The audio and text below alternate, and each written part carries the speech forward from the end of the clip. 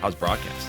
You're doing color, right? Yeah. Yeah. Oh, it's a blast. I Yeah. love it. Yeah. Did you get a little training from Matt Park? Yeah, Matt's helped me out a lot. Dude, he's great. He's helped me out a lot, man. And that's kind of how I got into it. Honestly, it was I just started doing like local radio, like pre and post game stuff for the Cuse games, and then I did radio with him, and then I started doing TV, and then I caught a break when one of the guys who was doing the color for ESPN, his flight got canceled.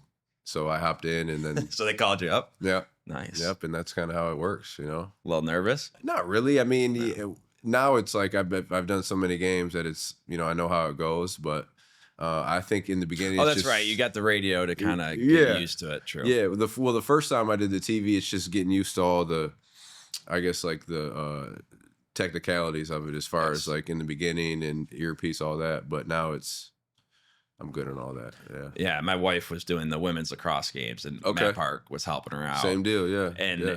you know, she's probably she played at a high level. Like the lacrosse part and knowing and analyzing the game is almost easy, but it's like the countdown to commercial and like the 23 seconds to talk about their star player, Right. like, Yep. and just having it dialed in. So boom, you end it, and it's on to the next thing. Like those are the 100%. hard parts. Yeah. Yeah. So that's well, after you do it a while, you kind of get used to it. Yeah. Yeah, And then exactly. you It's just talk just in the kind of a game, and you routine. kind of know you know how you're gonna go with it, like as far as like if they're coming into replays or going into timeout. And the play-by-play guy does the heavy lifting. You know, I'm kind of I'm analyzing it and breaking it down. But yeah, I enjoy it, man. I have a blast. I feel like basketball too is exciting enough that like you can constantly be talking about the game. It's usually close enough games too. Yeah, and you figure out like you know when you do it enough, like when to pick your spots and when to let the play-by-play guy kind of just, you know, have his time, because you don't want to overshadow him. You know what I mean? He's the one who's calling the game. Yeah, but good point. Yeah, and so you just kind of you chime color. in. Exactly, 100%.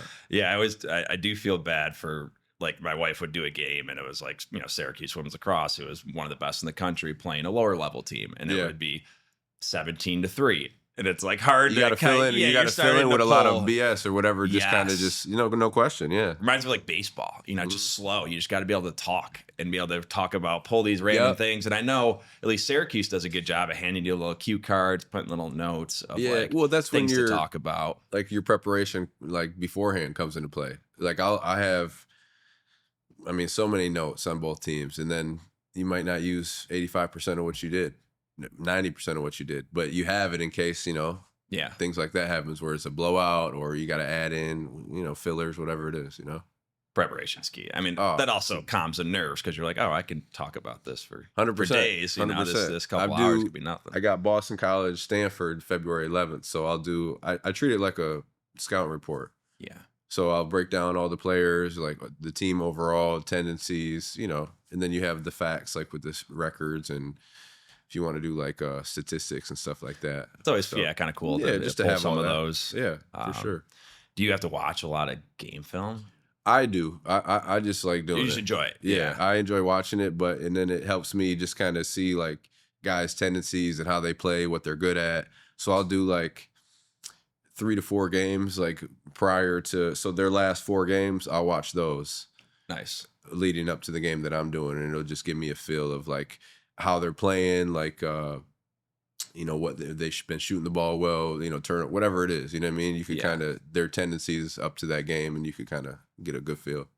Yeah, I would imagine you got to watch them. At least I would have to watch them play. Yeah. You know, you can look at stats all you want, and you can get a good idea of who their, you know, playmakers are and, you know, what they do well.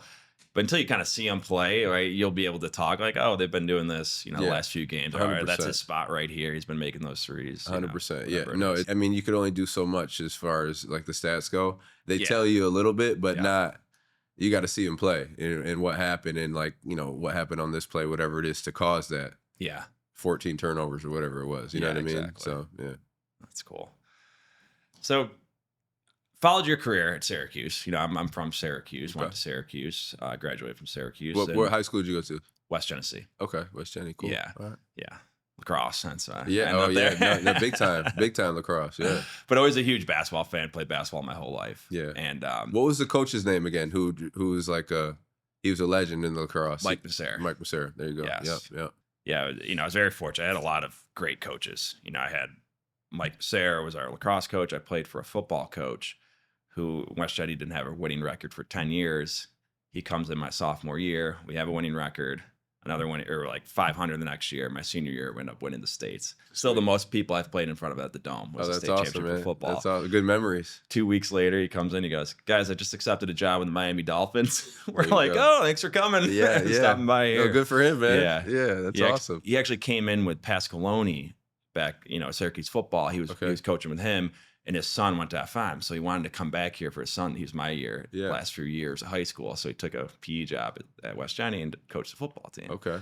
And then when his son graduated, obviously went down to Miami. You gotta. Yeah, Miami's not a bad place to be. Yeah, but yeah, no, it's just extremely fortunate to have good coaches. Yeah, but, that's awesome. What an experience, dude. Yeah. Talk about your, before Syracuse, your kind of, young career.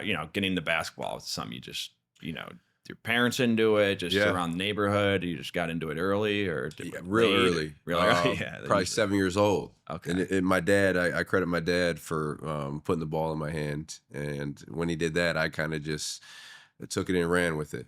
7 years old, I remember waking up before school. Rain, sleet, or snow. The weather's the same in Michigan as it is here. Yeah. So I had the ice chipper in the winter, chipping the ice, and I'd shoot probably an hour before school.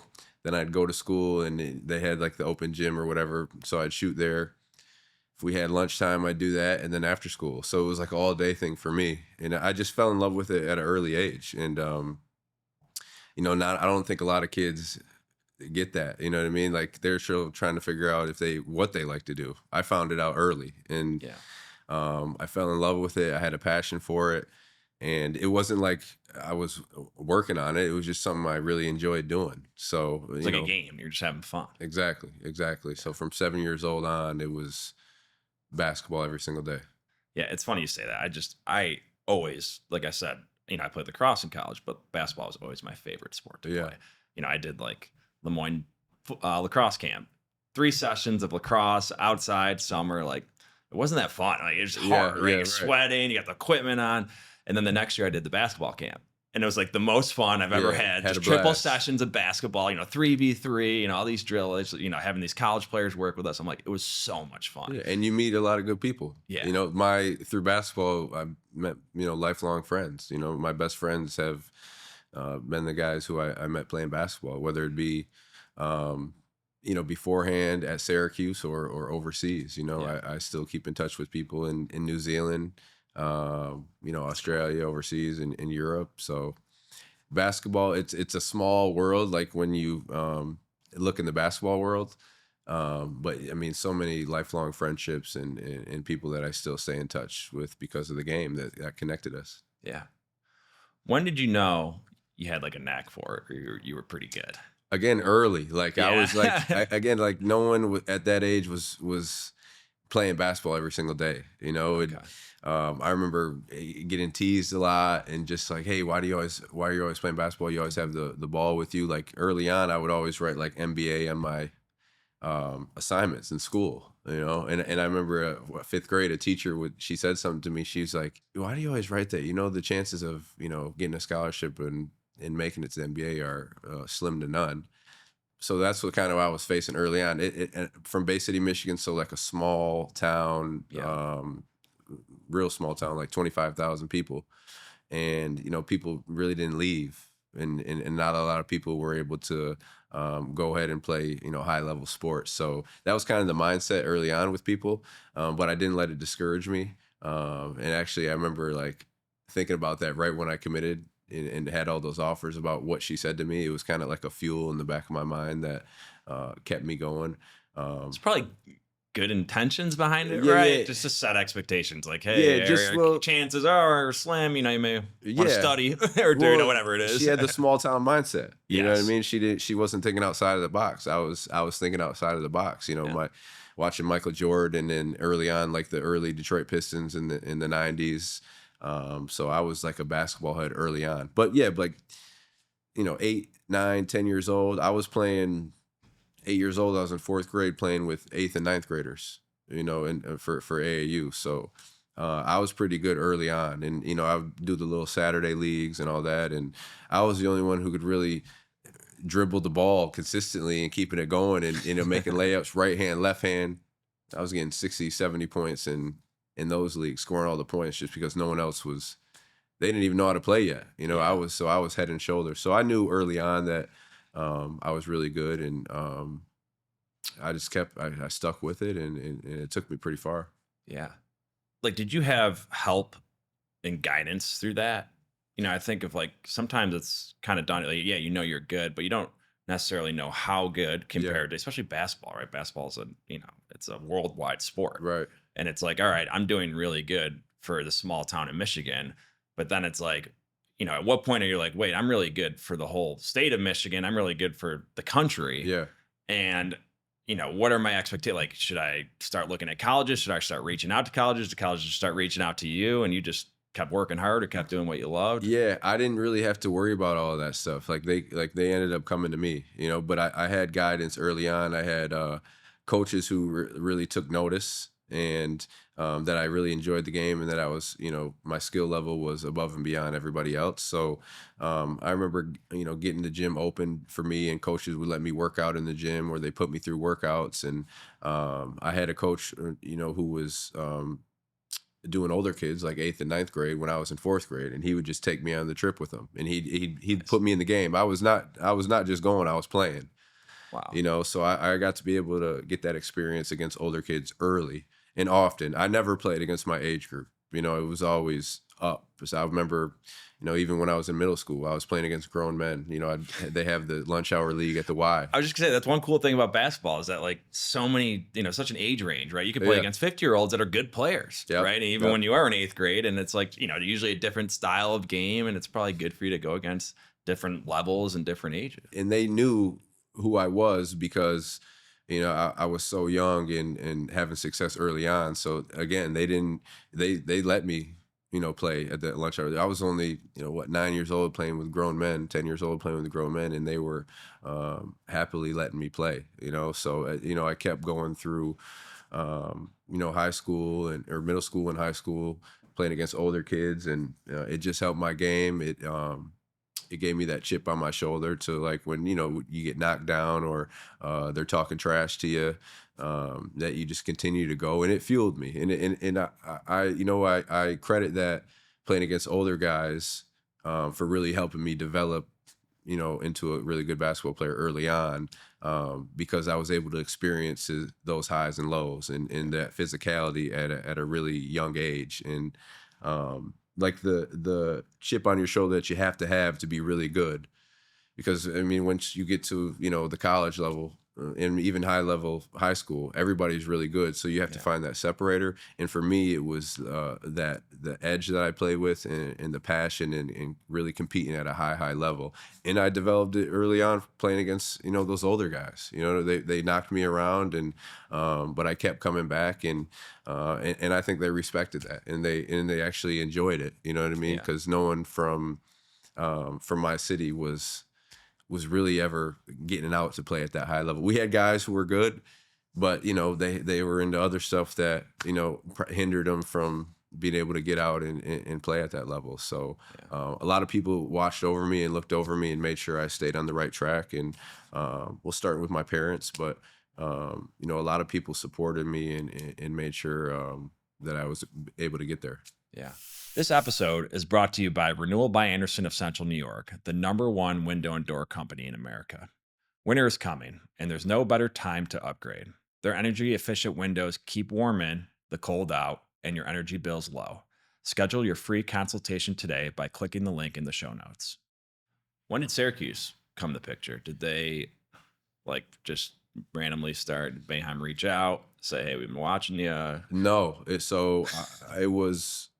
I committed to Michigan State my 10th grade year. So, I mean, if you're from Michigan at that time, considered one of the best players of the state, you either went to Michigan State or Michigan. Mm-hmm. So I committed to Michigan State my 10th grade year. And funny thing is, how I got to know about Syracuse is I went to the game in 2003 at the Breslin Center when Melo, G-Mac, Hack, all those guys were playing, won the national championship. They played Michigan State. I was at the game, and I remember talking to my AAU coach at the time and just, loving the pace that they played with, getting up and down, the freedom that they had. At that time, Michigan State was more like half court sets and more slow motion. But again, it was, if you were one of the top players, that's where you're going. Coach Izzo, Hall of Fame coach, unbelievable program still to this day. For sure. So to be able to commit to Michigan State was a big deal, especially being from where I'm from, little town. Nobody has ever, gone that far. But when I saw Syracuse, it changed my whole mind about, where I wanted to play at. And I had my pick of the litter. My top 5 was Louisville, Michigan State, Florida, North Carolina. And then at the time, I want to say Michigan. Okay. And then when I saw Syracuse, they came into play, and that was kind of it. That's where I wanted to go after seeing GMAC. And so my coach called the basketball office and at Syracuse, and they came down to Detroit where I had that's where my AAU team practices were, in Detroit. And Coach Boeheim and Troy Weaver was the assistant at the time, who's now, I think he's with New Orleans maybe as a GM. Okay. But I remember him coming to that practice, and they offered me a scholarship right after that practice. Wow. Yeah. So, and at that time, I was considered one of the best high school players in the country. Okay. So let's say you must have had a pretty good practice. Yeah. I did. I mean, or they knew what they were kind of walking into. Yeah. I mean, I was considered. And they just wanted to see it. Yeah, exactly. I was considered a McDonald's All-American already, because I committed going into my junior year. So I was already on track for that parade All-American, all that. If you went to our practices, we had 10 Division I guys on our team. So not only was it Syracuse, but it was UConn, Texas, Arizona. So you're not playing against scrubs at practice. No, it was. Well, that's probably what made you. Player you are. 100%. I never, like I said early on, I was always playing against those older guys. And then when I got to where, we're playing in the same age group, in high school, it was nothing to me, So I was always playing against that type of caliber of talent. Yeah. But yeah, that's kind of how it went. It was, I saw them play, made the call, they came down, and I was Syracuse ever since then. So was it junior year when you ended up officially committing to Syracuse? Yep, my junior year. Yep. Did you visit before or no? I did. I went and visited, but that was, I think, before or after I committed. I took a visit. Okay. I wasn't really. See, for me, I wasn't worried about, where it was at, the environment, it was all basketball. Snow. Oh yeah, you're used to it. Yeah, snow is nothing. Yeah, we had that all the time growing up. But it was straight basketball for me. So I wasn't really looking. Nowadays, it's obviously people are looking at more stuff and whatever, but I was straight hoop. And I love Coach Boeheim and what he was about. He was simple, and he was just like, let you go and play your game, and that's what I loved about him. And he said that to me. He kept it real. He didn't sugarcoat anything, and it was a great situation for me. Anything else about Syracuse as far as like the dome? Like, was that a draw for you? Or nah, I didn't know anything about that stuff. Yeah, okay. No, so you just knew you wanted to play for Boeheim. I just knew I wanted to come here and play ball. I saw how they played. I saw Melo and GMAC, and I mean, it was the national championship year, so they had a really good team. And that really drew me to Syracuse, and all that other stuff, dome, or I didn't even know anything about it till I got here. Yeah, that's cool. Reflecting on your time at Syracuse, you're fortunate to play for Coach Boeheim and a great staff, Hall of Fame coach. What are some things that you personally liked about his coaching style, or how he ran his program, that kind of made him a Hall of Fame coach? For example, I played for Coach Desko, lacrosse, who's also a Hall of Fame coach. Right. And, I think he did a lot of things well. I think he surrounded himself with great coaches, which I think all high-level coaches do. Mm-hmm. But what I really like personally about what he did is he treated, especially the guys, upperclassmen, guys who've proven themselves, he treated us like adults, almost like a pro athlete. Right. He's like, this is the program. I'm not going to babysit you. I'm not going to tell you got to do this. I'm not going to rah-rah every day. Let's go. He's like, no, this is what we're doing. You're playing for a premier lacrosse program in the country. If you can't get self-motivated to get out here and play hard and get with it, then the next guy up, we got 50-something guys on the roster. Right. And there's something about that not only motivated me to, do what I had to do on and off the field, but it set me up for success as a man, right? Yeah. After school and after lacrosse. Well, it could go either way. That much freedom could You Yes. could be self-sabotage. That's what I mean. He knew the guys Yeah. that he had to keep an eye on, and we had, I think some of our assistant coaches were great at that. But it's like, he didn't patronize us as guys who were there to be there, who wanted to be there, who were going to do what had to do, right? He didn't treat us like little kids. Yeah. And I don't know, something about that I think that brought the best out of me. That's why I think I had as good of a career in the 2 years I was there. I could. Yeah. Oh. But anything like that comes to mind with Coach Boeheim? I think him and Desco are the same when it comes to that, because he ran his program with a lot of freedom. He wasn't babying you. He wasn't trying to see where you're at all times. And again, he had the coaches around him to where, if something happened, then they were dealing with it. He didn't want to deal with all that stuff unless it got to him and he had to. Yeah. But he was giving you all the freedom in the world. He treated it like a professional program, right? I mean, obviously, like you said, lacrosse, same with basketball, high level program, and he gave you the freedom just to play your game, like green light. If you could make plays and make decisions with the ball, he was going to let you go ahead and do that and play through the mistakes. Like he wasn't like nitpicking every little thing.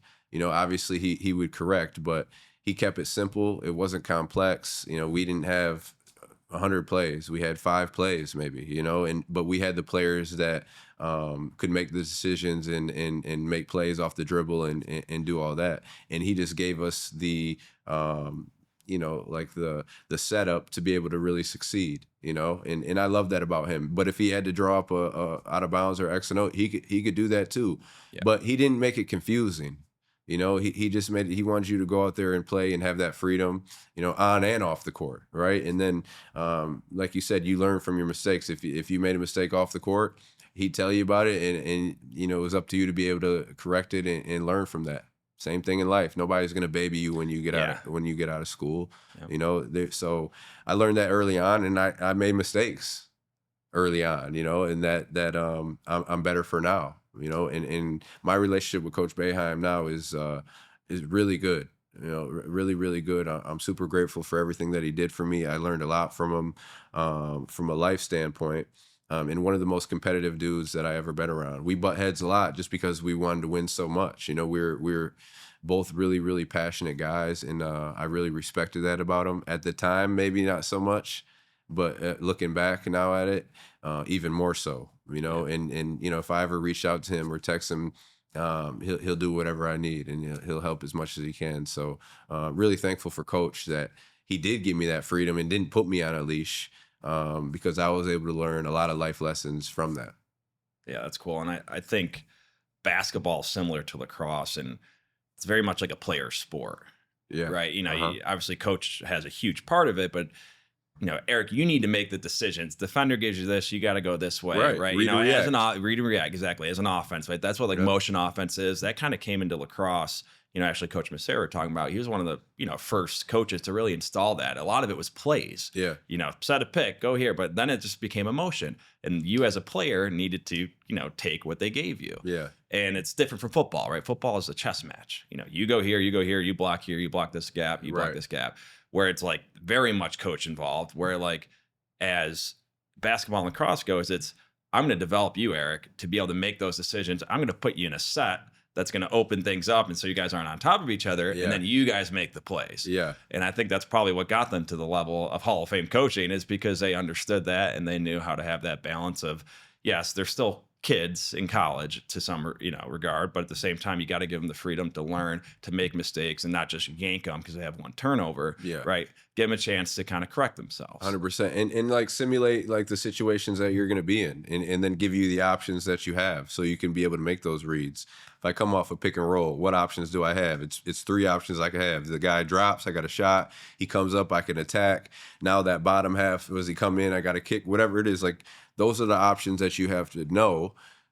So whatever happens, now you can make that read.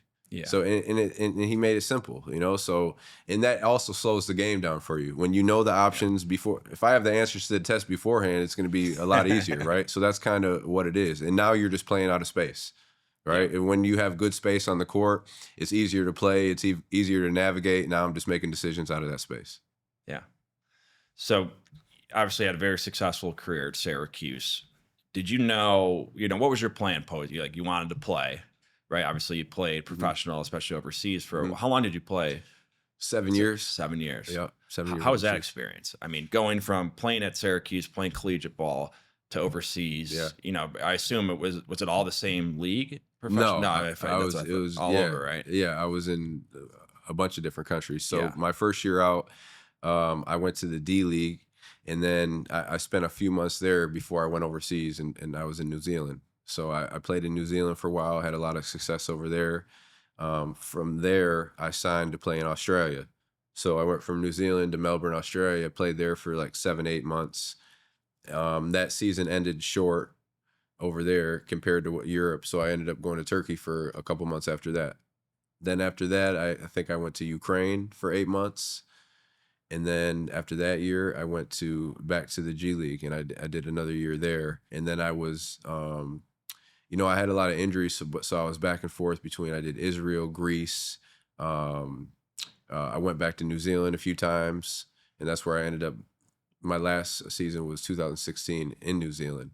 Okay. I ended there. I was like the leading scorer in the league, but I had unbelievable experiences in all countries. To be able to travel the world, play basketball, and get paid for it while everything else is paid for. It's awesome, Can't man. beat it. And also I wasn't one of those guys who was just staying in the house. I was out checking out what's going on in all these cities. I lived in Athens. I was in Melbourne. I was in Auckland, Wellington, New Zealand. I was in Turkey, Istanbul. I was in Israel for a while, like Tel Aviv. Spent some time in Italy, and then when I was playing in those leagues, I was able to travel around Europe To play different and teams. to Yeah. play different teams. So yeah, Lithuania, Latvia. So it was unbelievable, man, to be able to experience those different cultures, and then play basketball and see how they kind of play it overseas. It's a different game, right? It's the same, but it's different at the same time. So, but it opened my mind up. I'm from Bay City, Michigan, 25,000 people. Most people don't leave the city, right? I mean, a vacation to them is an hour and a half down to Detroit. So for me to be able to come back home and share some of those experiences that I had with those people, they couldn't even fathom. They didn't. They couldn't even really understand what I was saying to them. That's how the small mind or the small town mindset that we talked about. So it did a lot for me, man, and it opened my mind. And still to this day, I mean, I love traveling. I love seeing different things and learning about different cultures. It's an unbelievable opportunity to be able to have. How did you navigate all the overseas professional contracts, negotiations? Do you have an agent? Do you have a manager? Or was that Yeah, you? I Okay. I had an agent. I mean, it's tough though. Be Because overseas. like it's not like just one league. Like, oh, you're dealing with the NBA. It's like Yeah. no, you got all these different leagues all over, you know, the country or all over Mhm. the world, really. Yeah. Yeah. How was that? Well, you have an agent, and they That's what navigate they all that do. for you, and then they'll Okay. give you the hey, these are the options that you have, these are the offers that you have, and then you decide from there. But I mean, there's plenty of times where I got paid late, or I didn't get paid, or whatever it might be. It's nothing you could really do. If I mean, you could get a lawyer, you're going to spend more on flights and going Mhm. back and forth on the lawyer than probably the money that they owe you. Yeah. So again, just a part of the experience. And it didn't happen a lot to me. Like Australia, New Zealand, it's mostly more so it was like in Europe that we dealt with that a little bit. But I mean, you hear horror stories from guys, what I mean, where they get there, and the place that they live in is terrible, and God. so it's kind of hit or miss. But I guess that's a part of the experience. It's clubs where I was on where when I left they shut down.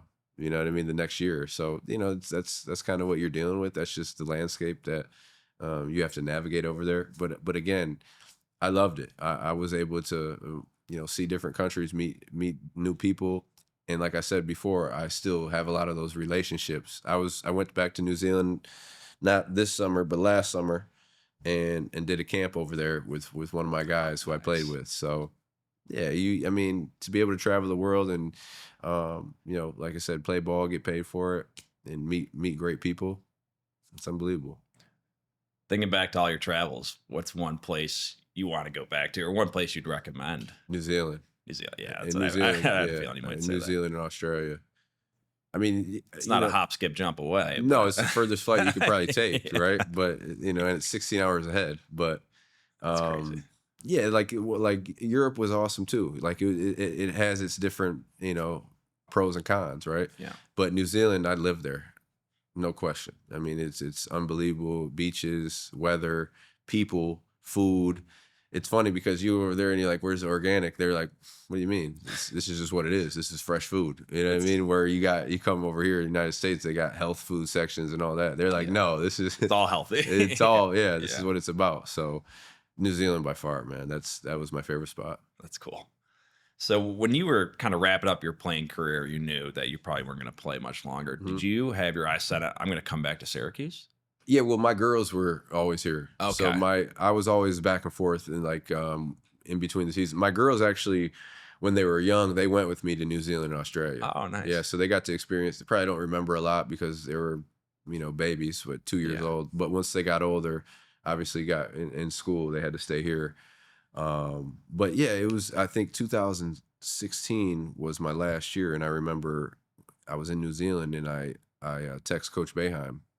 And I was asking, man, I think I'm gonna come back, finish up my degree, and try to get back into coaching. Some with basketball. I love basketball. I want to stay within it. I want to help and give back all the knowledge that I gained.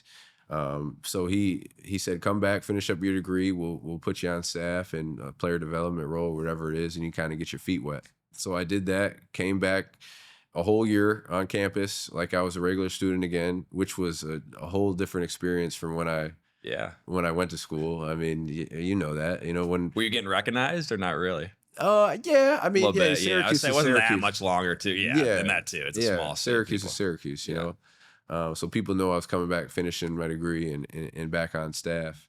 But I mean, the experience was just totally different. I was so much more locked in. I tell people when I went to school, my major was basketball.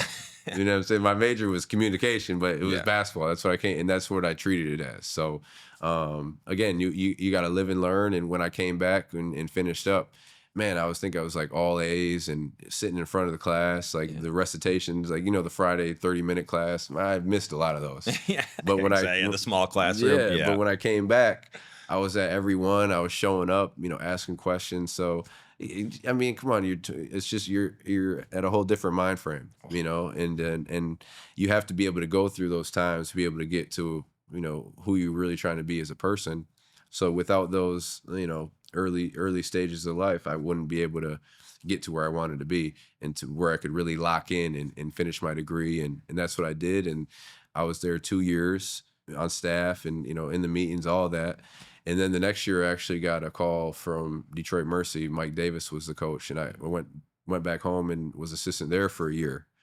So, which was a cool experience, getting outside of Syracuse and just kind of seeing how things are ran, because things are totally different. You know what I mean? Like you're with one coaching staff my whole life. The coaching staff that I was coaching with, I played for as well. Same, you know what I mean? Except, minus a few people.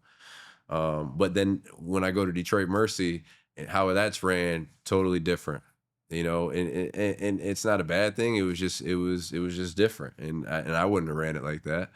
But an experience nonetheless. Went there for a year, and then came back here after that. Started ED23 Hoops, where I did camps, clinics, individual workouts, speaking engagements, all that, which I still do to this day.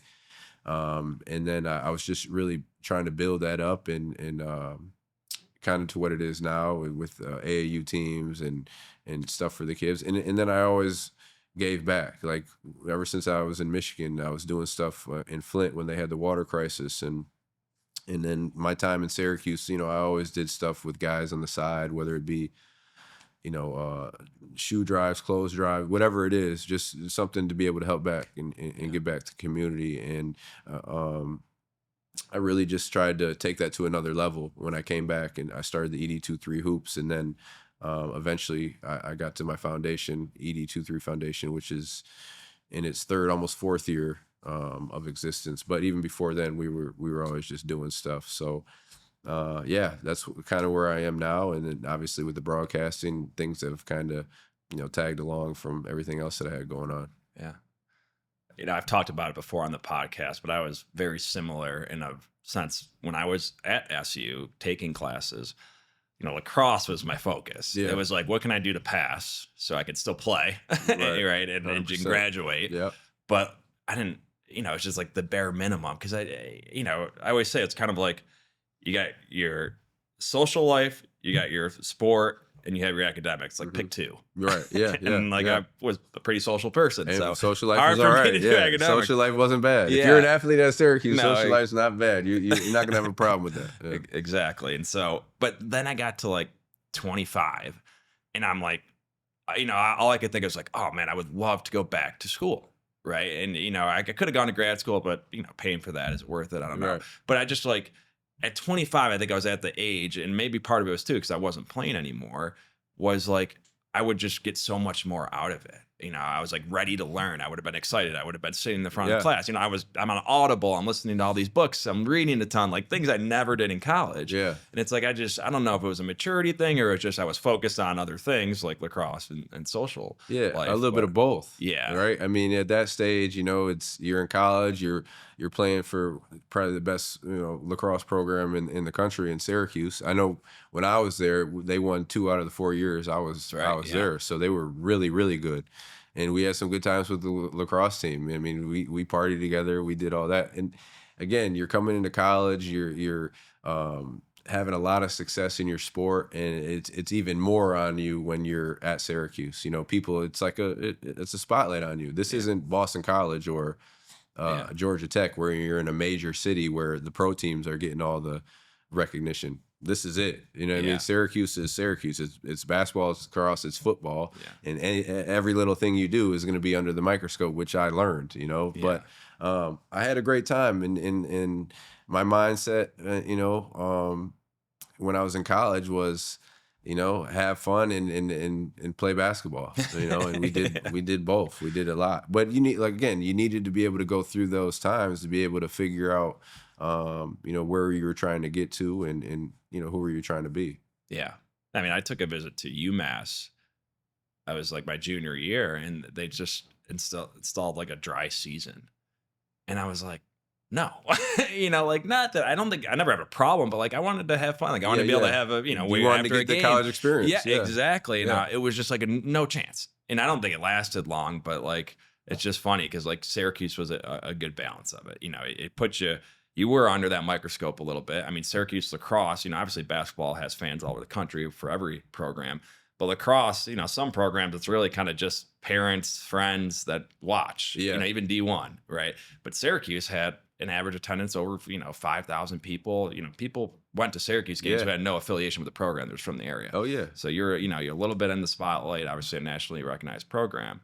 So that kind of kept you, rein you in a little bit. Yeah. And obviously you wanted to play because then you would lose it all if all of a sudden, you put yourself in a position. Yeah, absolutely. It grows you up a little bit quicker because now you have to have that awareness like, all right, well, every little thing I do, people are watching. Yeah. Yeah. Talk about ED23. So you had it's your program, right? You're doing camps, clinics, but also you have the foundation. Yep. So that's my for-profit is the ED23 Hoops. And then the nonprofit is the ED23 Foundation, and they really work off each other a lot. So the hoop side was established in 2000, I want to say 19. So I've been doing that for a while, and that was me just going all over New York State or the Northeast region doing camps. I would run like high school practices. Coaches would reach out to me. I literally would go through like the Rolodex of like all the athletic directors, email them, and just like, hey, if you guys are looking to have somebody come in and help your teams, I'm available. Boom, boom, boom, 2 hour, whatever it is. So I did that for a while, and I brought Mookie Jones with me. Who used to play at Syracuse, and we were all over. I mean, we were in cities where like, where are we? You know what I mean? In New York, I found out a lot of different cities in New York State that I never would have Upstate, that I never would have known. So, and we still do that to this day. I got next weekend I go to Corning and I do a camp for the high school, and then I'll go to Hornell at the end of February. So I do that, and then early on, I was doing like a lot of individual and group training. I just enjoyed it. I loved the game, and I wanted to be able to give it back. And so I was doing that like pretty faithfully, like 6-7 days a week. Well, 5 to 6 days a week doing that. I kind of tailed back a little bit from that now, but I still do the individual training, not so much group, but just individual. But that was we built on that, and then we had teams. In the spring. We probably have done that for like the last 4 years. So you put together like a travel team? Yep, Like yep. But yeah. I kind of oversee it, and then I had like 8 to 10 coaches who would coach it. Okay. I'd pay them a stipend, and basically it was for them to get their experience coaching kids if they wanted to get into that field. Run the camps that I run. They could come and help coach that and run the camps, and then also if I had some kids who wanted to do individual workouts and I wasn't available, I'd send it to them. So, these guys and girls will get the experience to coach and deal with the youth. And I think it's good to kind of deal with the younger kids because that's the hardest one. You know what I mean? You could go to high school right away. They're kind of already stuck in their ways, right? But you could mold them at a young age to kind of what you want them to be as a player. And also you have to have a lot of patience. You got to be able to know. Yeah, yeah. It's so much more than coaching. Like, I mean, like you've learned life lessons from these guys. And that's what it is, preparing these kids for life. A path that you have already taken. Yeah. So to be able to give these kids kind of a roadmap and let them know, hey, if you want to do this, this is what it's going to take. And if you don't want to do this, you're probably not going to give yourself a chance. You know what I mean? Yeah. But even if you do these things, it might not work out. But at least you're giving yourselves a chance. And that's what I tell them all. I mean, in the camps when I'm speaking, it's more so about them being successful people rather than trying to be a Division I athlete. It's hard to do at any level, Division 1, 2, or 3. To be able to make it past high school is really, really hard. The percentages are really, really low. Especially basketball. Yeah, especially small basketball. roster size. Yeah. Every town plays basketball. Absolutely.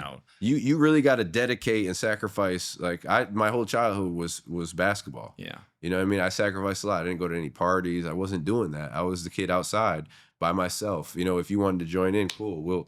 We could get some 2-on-2 going or whatever it is. But if you didn't, it wasn't going to discourage me to stop doing it. I was there. And I kind of try to tell those kids, like, this is what you have to do. You have to make a decision. But in the meantime, the skills that you're learning from sports, and this, it's like it goes into business. It goes into whatever you want to do in life to be successful. You have to be accountable, responsible, work as a team, be able to communicate, learn how to work through adversity. That's more what I'm preaching to these kids at the camps, more so than, hey, this is how you become a Division I basketball player. All the stuff that you're learning right here at camp, you could take it and apply it into any area of life. So that's kind of like that was my mindset, like with the camps and the individual workouts, because rarely will you get kids who want to do it continually over and over and over and over, right? That's kind of what it takes. And when you do and when you do get those kids, those are special kids, right? But you're working with so many kids, so the main message would be, hey, these are the skills that we're trying to develop, the mindset that we're trying to develop for you guys, so you can have success in whatever area that you want to go and be in life, a lawyer, doctor, whatever it is. You have to have this skill set to be able to be successful. Yeah. And it's so valuable coming from a coach, because a lot of times, as you know, as a parent, it's hard. Yeah, you could be the best coach in the world to other people, but like when they view you as a parent, there's a lot of their childhood that they in one ear out the other, right? Oh, it's just my dad, just my mom saying that. Yep. Where like when you have that kind of, it's that community, right? It takes a village, as they say, right? Yeah. You need that coach that you respect and that you listen to, that, yes, your parents might be saying the same thing, but you may actually hear it a little more coming from your coach. Well, 100%, because like you said, that's mom and dad. They're just saying like, yeah, all right, you're just saying it. You're just saying it to bother me, right? And I think we all went through that stage, right? And now we have kids, and it's kind of the same deal, right? So to be able to have that community, whether it be coaches or close friends, whatever it is, it's super important for kids, because now the same message is being relayed, but it's sticking a little bit more when it's coming. Hey, my dad said that too. But now it's coming from this person. It must be important. It must be true. So it's super important to have those mentors, coaches, whatever it is, especially today with these kids. Because when we were growing up, we didn't have that many distractions as far as social media. Just the phone alone. Yeah, well, just the phone. I didn't have a phone until I got to college. Yeah. I went to my senior year. I went to Oak Hill in Virginia, which is a big time basketball school. And that was the first time I had a phone, because to call my mom and dad. So it was probably to call and maybe text. It was U.S. Cellular. So it was something that was the only service that worked in that area. Oh, okay. at the time, but that was my first time even having a phone.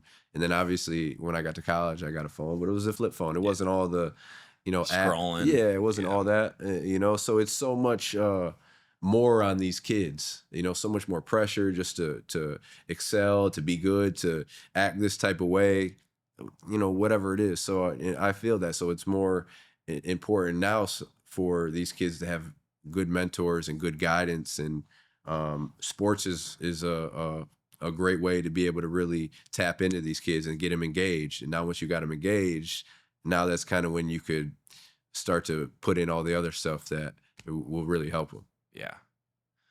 That's awesome. Yeah. Before we wrap up, talk about the foundation. How did that tie in? When did you decide like, hey, I want to do something more than just coaching here? Yeah. Oh man, you know what? I just always love giving back. Got it from my mom and my dad. I mean, the real success is the impact that you could have on other people. You know what I mean? That's like, if people talk about money, success, that's, a different version of success, but Material success. yeah, kind of. right. And that all fades away. Yeah. But the ultimate success is like the legacy you leave and the impact you leave on other people. Like how many people have you motivated to get up and do really good, to change themselves, to change their mindset? And that was the whole thing for the foundation. It was to help.